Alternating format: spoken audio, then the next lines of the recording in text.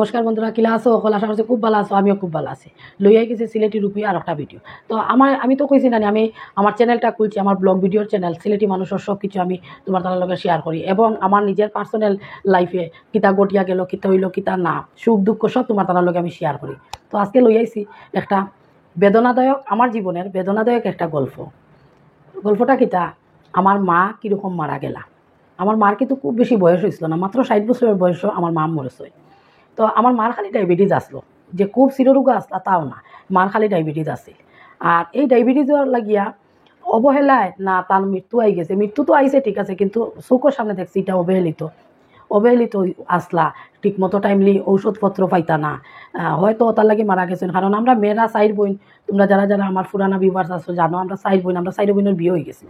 এরপরে আমার বাবা, বাইর বউর সংসার আর মা আসলা। তখন মায়ে খুব বেশি শরীরের ডায়াবেটিস থাকতো। তে ডায়াবেটিস থাকলে দেখবা ডেইলি ওষুধ ডায়াবেটিসের খাইতে লাগে। এরপরে তো লগে হাঁটা চলাফিরা সকলতা। তে আমার মায়ে কিতা করতা, সকল দিনও আমরা কইতা। যখন শাড়ি পরতাম তখন পাইছি না, এখন ফুরিন তোরে বিয়া দিছি, তারা বড় বড় চড়া বাইরের এখন শাড়ি দেই। আর আমার ভাবে লাগি যায় আমি শাড়ি টাইম পরতে পারি না। আমার সুতি শাড়ি দিবাই তোমরা, আমার দামি বড় বড় চড়া ভাড়োর জামদানির শাড়ি দিও না। সব দিন মাই আমরা সব বোনটা কইতা। এমনকি যে বছর মারা গেছে এর আগের বছর দুর্গাপূজাত সত্যি সত্যি আমি একটা সুতি শাড়ি আমার মারে দিয়েছিলাম। তাই পরতেই চাই না, দামিওয়ালা শাড়ি দেখবা একটু চড়া ফাইট থাকে, তান ভাবে লাগিয়ে দিত। কিন্তু তার শুধু ডায়াবেটিস আসলো, আর কোনো অসুস্থতা তান আসলো না। তো যেমন বাবা, আমার বড় ভাই, তারা কইতা ডায়াবেটিসের মানুষে হাঁটলে পালা, হাঁটিও কাজ করিও। ও দেখো অবুকর বাড়ির অমুকে কাজ করেন, তুমি তো কাজ কিছু করো না, এর লাগে মনে হয় তোমার ডায়াবেটিস খালি পারে। আর মায় আমরা ফাইলে, আমরা তো শ্বশুর বাড়িতে আছি, যখন ফাইতা তখন গপ করতাম না। তারা কই না হাঁটতাম, আমি হাঁটিলে বলে আমার ভালো হইব, ডায়াবেটিস কম থাকবো। আর আমি মাই, আমি শাড়ি তোমরা কই না বড় ফাইডালা শাড়ি দিও না, আমার ভাবে লাগে যায় আমি হাঁটতে পারি না। তে ওরকমও কইতা। তে আমার বাবাই তো সবে জানোই না, আমার বাবাই একজন ভালো র্যাঙ্কের চাকরিও করতা, বাইও রুজি রোজগার করতো, যে টাকা পয়সার অভাব খাওয়ানি যাইতো না, এরকম কিছু আসলো না। তবু এখানে জানি আমরা ফ্যামিলিতে একটা অবহেলিত একটা আসলো। যাই হোক, তো যেদিন তাই মারা গেছই না, কয়েকদিন আগে তাই এরকম রাত্রেবেলা তার শরীর খুব বেশি গামিয়া তার শ্বাসকষ্ট শুরু হয়েছে। তো এটার ফলস্বরূপ আমার ভাইয়ে বুঝছেন কি, আমার বাবাই বুঝছেন, শাড়ি উড়িতে ভিজে গেছে গামিয়া, ওটাই মনে হয় ঠান্ডা লাগিয়া আমার মার শ্বাসকষ্ট হয়েছে। আমার ভাই এসে কফ সিরাপ দিত, আমার গরু আমার ফুয়ার কফ সিরাপের ফটো তুলিয়া লইয়া যা। ওটা দেখি আর রাহুলের পাপ্পা মানে আমার হাজব্যান্ডে কইছেন, তুমি কফ সিরাপ দেখি তা করতে বলে না, মার শরীরটা খারাপ করছে, কালকে শরীর খুব গাম ছিল আর আজ শ্বাসকষ্ট শুরু হয়ে গেছে। তো এইটা শুনিয়া আমার হাজব্যান্ডে কইছেন, সফনদা ডাক্তার আমার বাইরে, যে সফনদা তুমি তাদের হসপিটাল লইয়াও, আন্দু কফ সিরাপ লইয়া যাইও না, তার কিন্তু ডায়াবেটিস ফল করছে, করিয়া তার শ্বাসকষ্ট উঠছে, এটা কিন্তু সাইন বালা না, এটা খারাপ, তুমি হসপিটাল তান্ডে লইয়াও। তো ওটা খোয়ার পরে আমার ভাইয়াতে কফ সিরাপ এগুলো লইয়া গেছে, ওটা গড়িমসে করিয়া আইতে সকালে 11টা বাজছে। আমার হাজব্যান্ডে কইছেন সফনদা তান্ডে হসপিটাল লইয়াও, এটা শুনছেন আমার ভাইয়া, না শুনিয়া হে কিন্তু ওই যে তার কফ সিরাপটাও লইয়া গেছে মাল লাগিয়া। যখন দেখছে দেরিও হসপিটাল এখনও লইয়া আইসই না আমার হাজব্যান্ডে, তখন কিতা করছে, দেখছে আমার কথা শুননা না, করছে আমার বড় বোনের কাছে, আমার সব বড় বোন, আমরা 4 বোনের মধ্যে যে বড় বোন বর্দি তাইর কাছে ফোন আমার হাজব্যান্ডে করিয়া কইছে, তুমি আও আইয়া তোমার মারে হসপিটাল আলো, এরা বাড়িতে রাখি ভদ্রমহিলারে মারি লিবা, ডায়াবেটিস ফল করিয়া ওইছে শ্বাসকষ্ট, আর তারা নিয়ে খাবার কফ সিরাপ। তখন আমার বইনে ফোন করছে আমার বাবার কাছে করে কইছে, তুমি লইয়া যাও অন্তত বর্দায়, নাহলে তুমি তো লইয়া যাইতে মারে হসপিটালও। তখন বাবা কইছে আমি কইতে লই দিতাম, আমার কাছে তো টাকা নাই। চিন্তা করানি, একজন মানুষ চাকরি করা তার কাছে টাকা নাই, তাও রিটায়ার্ড পারসন নাই, প্রচুর টাকা তান বেতন। যারা চাকরি করেন 3rd গ্রেড র্যাঙ্কে তারা যা কইতে পারবো, রাজ্য সরকারের অধীনে 3rd গ্রেড র্যাঙ্কে চাকরি করতে মানুষের কি 2 টাকা বেতন থাকে? তাই কই আমার কাছে টাকা নাই। তখন আমার বইনে রাগ করে কইছে, আমার মার শরীরও যে শোনা আছে, ওগুন কুলিয়া ওগুন বিক্রি করবাই, তাদের লইয়াও ডাক্তার দেখানি। তো ওটা শুনিয়া আমার বাবাই লই আইছেন, আমার ভাই আইছেন না লোকে, তাই মনে হয় ব্যস্ত আসলা সাংঘাতিক, এর লাগে তাই নাইতে পারছই না। তখন আমার যে ডাক্তার দেখাইছেন, ডাক্তারে লগে আমার মারে রেফার করছে শিলচার। আমরা করিমগঞ্জ থাকি, আর শিলচার গেলে ভালো চিকিৎসা হইব, কারণ করিমগঞ্জ তার অবস্থা খারাপ, তার যত সময় যা শ্বাসকষ্ট বাড়ে, মানে শ্বাসও লইতে পারে না। তখন কিতা করছে, আমার বাবা বয়স্ক দেখে ডাক্তার এটা কইছে না, কইছে আপনার লগে আপনার ছেলে কেউ আইছে না, তাই কইছেন না। তো তান্ডে হসপিটাল এডমিট দিয়ে রাখি দিছে। যে সময় 1-2 ঘন্টা অতিবাহিত হয়ে গেছে, আমি গেছি সন্ধ্যাবেলা, গিয়া দেখি আমার মার বুক কত থান উপরে উঠে শ্বাস লইতে পারটা না। তখন আমার হাজব্যান্ডে কইছেন কোন ডাক্তার দেখাইছেন, আমি যাই গিয়া ডাক্তারের লগে মাতি, ডাক্তার ইলা পেশেন্ট ফালাইয়া কিলা রাখি দেয়, অক্সিজেনও দেন না, শ্বাস লইতে পারটা না। আমার হাজব্যান্ড আর আমার গাড়ির ড্রাইভার গেছেন ডাক্তারের লগে দেখা করা। ডাক্তারের লগে দেখা করার গেলে ডাক্তারে তারারে বকছে, কইছে আপনারা ওখন আইছেন, আগে এইটা পারছেন না, একজন বয়স্ক মানুষের দিয়ে পাঠাই দিয়েছেন। আমি কেমনে কইতাম যে শিলচার লইয়া যান, এই বয়স্ক মানুষ নিজেও ঠিকমতো করতে পারে না, আরেকজন পেশেন্ট লইয়া কেমনে যাইবা। আমি তো সেই সকালবেলাও 12টার ভিতরেও আমি কইছিল ইয়া যে তাকে শিলচার, আর ওখন বাজার সন্ধ্যা 7টা, পেশেন্ট খারাপ হইতো না ভালো হইতো নি, আই গেছেন আমার দোষটা, ডাক্তারে তো তার কথা কইছে। তখন রাহুলের পাপার লগে লগে আইছে, আমার বাবাই ওইসব সংক্রান্ত কিছু কইতাও পারেন না, বুঝছো, লগে লগে আইছে রাহুলের পাপা, আমি দিক থেকে আইছে আমার বোন, আমিও আইছি, আমিও গেছি হসপিটালে গিয়া। তো আমি আর আমার বোনে আমার মারে দেখেও হতো বা এখন তো শিলচার যাইতা, আমার বাবা আর আমার ভাই ব্যস্ত হয়েছেন বেগ কিতা কিতা জিনিস লইয়া হসপিটাল যাইতো হতা, কিন্তু পেশেন্ট যাইতো কিরকম শিলচার এটার চিন্তা আমার জামাইয়া করে। লগে লগে তাই ডাক্তারের কাছে অ্যাম্বুলেন্স ভাড়া করছেন করিয়া মারে শিলচার পাঠাইতা। যখন অক্সিজেন নাই, অক্সিজেন মানে তার হসপিটালের রুল নাই, অক্সিজেনটা খুলে লিছে, যখন তাই নিচে 3তলার নিচে নামাইয়া বেড করে লইয়া যাইতে একটু সময় লাগবো না, আমার মায়ের তো শ্বাস লইতে পারে না। খুব রিকোয়েস্ট করি আমার জামাই একটা অক্সিজেনের সিলিন্ডার লইছে তার কাছ থেকে, মানে কইছে এটা যদি হারে আমার দায়িত্ব, আমি আনি একটা খাতি লাগি তোমরারে, তো ওটা দেও, আমার পেশেন্টের শ্বাস লইতে পারে না, এটা আমার বাবা ভাইয়া কইতেও পারেন না। যখন মা গাড়িতে গিয়ে উঠি জিতরা, তখন বেডও থেকে আমার জামাই রাতও ধরছে, রাহুলের পাপার দরিয়া কইসইন যে আর রাজা তুমি আমার লগে চলো রে বাথা, তুমি না গেলে হইতো নাই। তখন রাহুলের পাপা কইছে আপনি যাইন, আমি আসি, আমি কালকে সকালে যাইমো, আপনি যাইন, কোনো চিন্তা করি না যান। কোয়ার পরে আমার মা কিন্তু ইটা পরে ইয়া কইছেন, তাই সেন্সে কইতেও পারছি না, তাই বুঝছই না খার লগে মাত্রা খার লগে না, কিন্তু রাজারে তাই ঠিক চিনছই, এবং রাজারে তাই এটা কইছেন তুমি আও আমার লগে। তো আমার বড় বইনের আর ভাই বাবা গেছেন হসপিটাল, ইনো গিয়া 7 দিন থাকছেন, সব ধরনের টেস্ট টুস্ট করানি হয়েছে, কিচ্ছু নাই, আমার মার খালি ডায়াবেটিস ফল হয়েছে, আর গোলবাটার একটা স্টোন, তো এইটার একদম ছোটো, এটা অপারেশন ওখান না করলেও হইব ডাক্তারেও কইছে। আর ডায়াবেটিস আসলো আমার মার, আর রক্ত কম আসলো, তো রক্ত কম হইলে তো কোনো ব্যাপার না, রক্ত দেওয়া হয়েছে তান্ডে। আর স্টোনটা গোলবাটার স্টোন ছোটো, এটা অপারেশন না করলেও হইব আপাতত ডাক্তারও কইছে। আর আমার মার কোনো রোগ নাই, পুরো ওকে। এরপরে তাই 7 দিন পরে শিলচার একটা নার্সিংহোম আসলো, ওখান থেকে তান্ডে করিমগঞ্জ আনাইছে। আনার পরে দেখবা আমার বাবার বাড়ি গ্রামও, ইনো গেলে শীতের দিনও একটু ঠান্ডা লাগে, শীতের দিনও দেখবা গাঁও গল্লিতে একটু ঠান্ডা বেশি, শহরে একটু ঠান্ডা কম থাকে। এর মধ্যে ডালাই করা গড় যদি থাকে, দরজা জানলা লাগাই থাকে, ঠান্ডা তেমন লাগে না। ও সুবাদে আমার মারে আমার বাড়িতে রাখছি, কইছে শীতের মাঝে তুমি যাইও না, টান পাবে খালি জিনজিনি করতো শীতে, রক্ত কম যে এর লিখিয়া। তো আমার মা রইছেন, আমার মা রইছেন মাত্র আমার বাড়িতে 4 দিন। তো 4 দিন যতদিন রইছেন, 3 দিন পর্যন্ত আমার বড় বোনের লগে রইছে, কারণ মার তো দেখভাল করতে লাগবো। 3 দিন পরে তাই বাড়িতে গেছে, কি যাওয়ার আগে মায়ে কইছেন তাইরে আমার স্নান করাইয়া যা, আর আমার কথা কইছেন যে ছোটো নাতি তাই শ্বশুরও আছে, রান্না বাড়াও আছে, আমার স্নান করাইতে পারতো না, আমার স্নান করাইয়া যা রে গো মাই। আমার বড় বোনটা কইছেন আমার বড় বোনে স্নান করাইয়া গেছে, আর বড় বোনটা খালি আমার মায়ে খালি কোন কথা তাই আমার বাড়ি থাকতা না, তাই যাইতা গিয়া আমি যদি মরি যাই মেয়ের বাড়িত, ফুরির বাড়িতে মরলে আমার ফিস দুয়ারে বার করবা। আর আমরা সিলেটি অকলের একটা নিয়ম আছে, ফুরিন্তর বাড়ি মা বাবা যদি মরেন ফিসর দরজায় বাইর করেন, আর মাটির চুলো হইলে একটা চুলা ভাঙবেন। তো আমার কইটা আমার বোনের লগে গপ করডা, আমি কোসাইন তাই বাড়ি রইতাম না, আমার বাড়ি খানো দিলা। তখন আমার বোনে কইছে তুমি মরি যাও যদি, তুমি বুঝতে না ফিসর দরজা দেয় না, সামনে দরজা দেয়, অন্য থাকো, অন্য সুখে থাকবাই, ইনো তোমার খে ফাঁস মানে করতো, অন্য থাকো। ইনো আমার বাইফু দেখবো আরো ছোটো, 2 বাইফু দেখবো, এখানে 1.5 বছরের ছোটো। তো খে দেখবো তুমি অন্য থাকো, তাই দেখতে পারবো তোমারে। কইয়া আমার বোন গেছে সোমবারে, মঙ্গলবারে আমার ঘর মাছ আইসলো, আমার খাজার মাছ আইসলো না, আমার মায়ে কিন্তু মাছটাও আমার খাটিয়া দিচ্ছেন, ট্যাংরা মাছ 2টা পারছেন না, কইছেন তুমি 2 রোগ, আমি 2টা পারতাম না, মানে তার শরীরটা খারাপ করে তাই মারতে পারুন না যেমন, কিন্তু ভাত যেমন বেলায় বেলায় অতটা করে বাড়ে, ওটাই যেমন মনটা আমার খুশি, আমরা মায়ে তো ভাত খাইলেও তো তাই সুস্থ হয়ে যাবা। এরপরে ওরকম করিয়া খাটলো। আমার বাবার বাড়ির লাগাবাড়ি একটা দুঃসম্পর্কের আত্মীয় মারা গেছলাতে তার শ্রাদ্ধর উদয়স্ত কীর্তন, আমার বাড়ি নিমন্ত্রণ আইছে। তে আমার মায়ে রাহুলের পাপারে কইরা রাজা তুমি কীর্তনও যাইতাইনি, গেলে আমার লগে লইয়া যাইবাইনি। তো তাই না আবার কইরা তো আপনি কীর্তন দেখতাম, কইরা না রে বা কীর্তন দেখতাম, আমি আমার বাড়ি খান্তা দেখতাম, আমার বড় টানের আমার বাড়ি দেখতাম। তো সববার আমার মা আমার বাড়িতে এলে রাহুলের পাপায় আইজ মঙ্গলবার, খাইল সোমবার, খাইল বৃহস্পতিবার কইয়া 1-2 দিন রাখবো। এবার আর সেইটা করছে না, মানে তার রিকোয়েস্ট করা আরম্ভ করছেন আমার মায়ে, তার বাড়ি দেখতা। তো আমার জামাই আমার কইছে বুঝছি উড়িও তার হইয়া আইসো না, তা গিয়া দেখতা। তাই কইরা না রে বা আমার বাড়ি দেখতাম, বড় টানেন আমার বাড়ি খানো দেখাইয়া আবার আনি লিবে, আমি একবার বাড়ি দেখতাম। তো ওটা শুনিয়া পরে বর্দারে ফোন করে কইছি, বর্দা আইসে আইয়া মারে গাড়ি ধরিয়া লইয়া গেছে। যখন মা অটোত বইছেন তখন তাই না আমার ও মাইটা আই গিয়া বালা থাকিও কইছে। তো আমি টাটা কোনোদিন দিছই না, মারা যাবার পরে বুঝলাম আমার মায়ে আমার কিতার লাগি ইয়েলোটা টাটা দিলা, জীবনে তো কোনোদিন টাটা দিছই না। এও আমার ফুয়ারে নাই, আমার কইতে মাই টাটা বালা থাকিও। তো আমার মা গেছেন কি তার বাড়িত, তাই মঙ্গলবারে গেছেন বাড়িত, আর পরের দিন বুধবারে শুনছি মার খুব জ্বর আইছে, খুব বেশি জ্বর আইছে, তো তাই রোদও বইছেন, তো তান খুব ঠান্ডা, শরীরে খালি খাফের খুব ঠান্ডা লাগে, আর কিচ্ছু নাই, তাই বালা সুস্থ। হ্যাঁ, তাই নিজের হাতে হাত পাও ধুইতে পারছইন। তারপরে ভাতও দুপুরবেলা আনিয়া দিছইন, আমার বাইর বউয়ে ভাত আনিয়া দিছইন, আর বাইর বউ গেছেন ভাত আনাত, আর বাবাই বাইফুতকে কুলো লইয়া টিভির বাই চাবা, তার পিছে মাস হইয়া মারা গেছে, কইতে পারেন না, মানে কোনো সাউন্ডও নাই, কিচ্ছু নাই, পুরা সুস্থ সবল বালা আমার মা, যখন মারা গেছে সুস্থ মারা গেছে। আমার মার খুব জোরাইছে, জোরাবার পরে আমার ছোটো বোনের লগে তার মাথার খুব ইচ্ছা গেছে, তাই আমি ফোন করছি, করতেও তাই মনে হয় তার ইচ্ছা গেছে, তাই ফোন রিসিভ করে কইছেন কিতাবে সুমি কিতা গো মাই সুমি বালা আসুনি। আমি কই আমি তো সুমি না, তাই সুমি কোন কেনেতে আমি ঢং করে কইছি ওই গো বালা আছি। তো তাই সুমির জামাইয়ের নাম রানা আর ছেলের নাম সার্থক, তাই কইছে রানা সার্থক বালানি, আমি কইছি ওই বালা।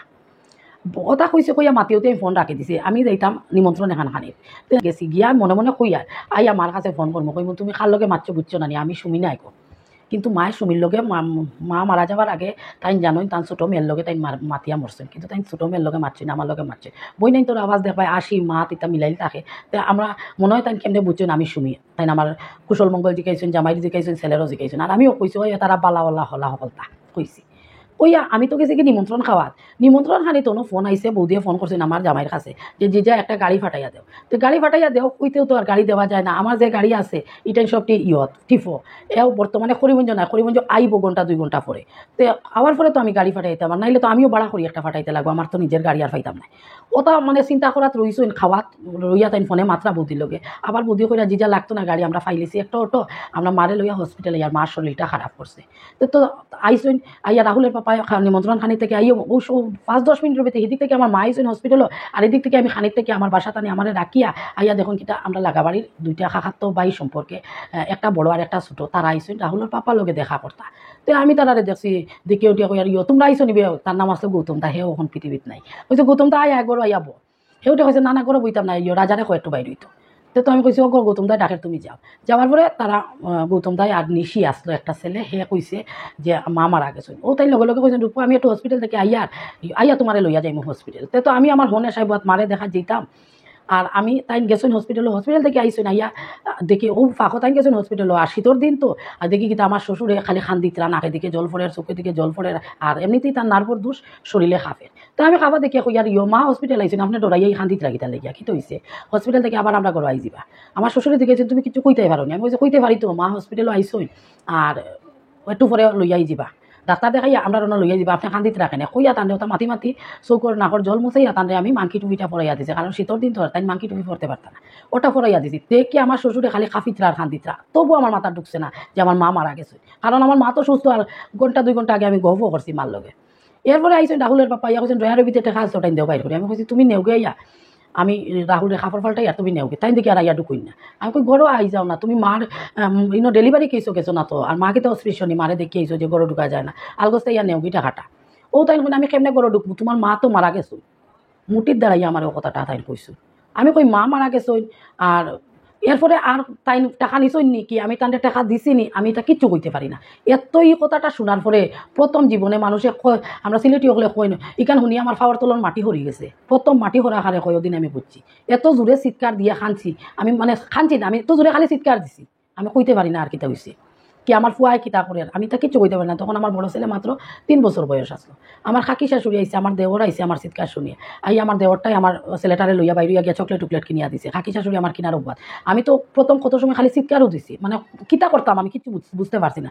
জীবনের এত প্রিয় একটা মানুষ মারা যাওয়ার পরে যে বুকো জ্বলা উঠে কিলা উঠে ওদিন বুঝছিলাম। বহুত মরা জীবনে দেখছি, আশপাশে মরছইন, আত্মীয় স্বজন মরছইন, কিন্তু জ্বলা আয় না। আর মানুষে কয় না দুঃখ পাইলে চৌকে দিকে জ্বলায়, এটা এক ধরনের দুঃখ, একটা লিমিটেড দুঃখ থাকে তখন চৌকে দিকে জ্বলায়। সাংঘাতিক যখন দুঃখ হয় খালি বুকো বেরিয়া চিৎকার হয়, চৌকে দিকে জ্বলায় না। জেলা বেশি খাটিলে দেবার লগে লগে রক্ত বার হয় না, সাদা মাংস বার হইয়া বই থাকে, রক্ত কোন সময় বাইরে, খালি চামড়াটা একটু খাটলে দেখবা রক্ত ফেটতে তাইয়া বারোর, খুব গেরাভাবে খাটিও দেখবা সহজে রক্ত বার হয় না। সেম খান্দাটা বলা, দুঃখ একটা লিমিটেড যদি দুঃখ সহ্যযোগ্য দুঃখ হয় চৌকে দিকে জল বাইরে, অসহ্যযোগ্য যখন দুঃখ হয় তখন চৌকে দিকে জল বার হয় না, খালি চিৎকার বাইরে। ওই দিন খালি আমি চিৎকারও দিছি করো, আর সিয়ারও বুয়াত আসলাম মনে হয়, মাথার ইটা ফোরের দিন দেখছি ইটা ফুলা, মানে মাথাটা যে ওয়ালো বেরিয়েছি বুঝছি না। তো এরপরে তো দেখি আমার জামাইয়ে গাড়ি আইসে, গাড়ি ধুয়াইতে, আমি কই গাড়ি তুমি ধুয়াইতে, আমি বাড়ি যেতাম, মাই জানানি। আমার একটা চিন্তা, আমি হসপিটালে দিতাম, মানে পাগলের মতো হয়ে গেছিলাম। আমি তখন হসপিটালে যাইতাম, সিলিন্ডার অফ নি, কতবার যে গিয়া দেখছি গরুর সিলিন্ডার অফ নি, আর খালি হসপিটালেও যাইতাম আমি, খালি গড় বার করি আর হসপিটালে যেতাম, আর ওই হসপিটালে যেতাম, মারে তো হসপিটাল থেকে বাড়িতে লইয়া গিয়া আসছে, মারা গেছে না তাদের হসপিটালে কেউ রাখবো নি। কথা করিয়া 6:30 বাজলো, আমি আর এটা বুঝিয়া না জানি, আমি হুট করে বারোই দিতাম, শ্বশুর রেখার কাছে রাখতাম, আমার করে তো খেয়েও নাই।